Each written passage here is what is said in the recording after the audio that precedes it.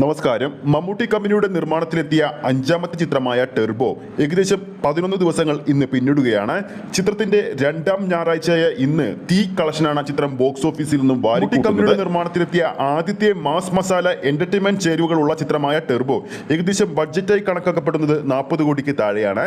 ചിത്രത്തിന്റെ 11ാം ദിവസത്തെ കളക്ഷൻ അപ്ഡേറ്റിലേക്ക് പോകുന്നതിന് മുമ്പ് നമ്മുടെ ചാനൽ ഇതുവരെ സബ്സ്ക്രൈബ് ചെയ്തിട്ടില്ലെങ്കിൽ ചാനൽ ഒന്ന് സബ്സ്ക്രൈബ് ചെയ്ത് സപ്പോർട്ട് ചെയ്യുക.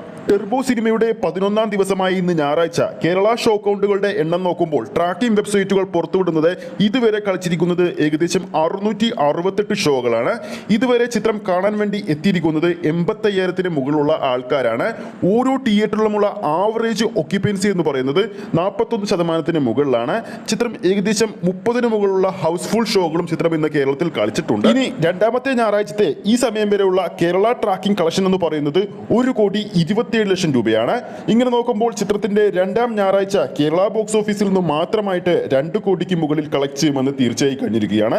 അങ്ങനെ 11 ദിവസങ്ങൾ കൊണ്ട് കേരള ബോക്സ് ഓഫീസിൽ നിന്ന് മാത്രമായിട്ട് ചിത്രം 33 കോടി റേഞ്ചിലാണ് സ്വന്തമാക്കാൻ പോകുന്നത്. ഇതോടെ ചിത്രത്തിന്റെ ആഗോള കളക്ഷനും 11 ദിവസങ്ങൾ കൊണ്ട് 70 കോടിക്ക് മുകളിൽ കളക്ട് ചെയ്യാൻ പോകുന്നുവെന്നാണ് ഏറ്റവും പുതിയ റിപ്പോർട്ടിൽ നിന്നും മനസ്സിലാക്കാൻ സാധിക്കുന്നത്.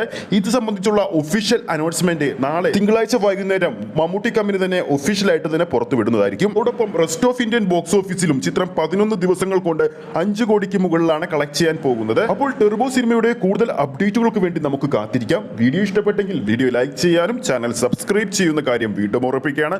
അടുത്തൊരു സിനിമ അപ്ഡേറ്റുമായി നമുക്ക് വീണ്ടും കാണാം.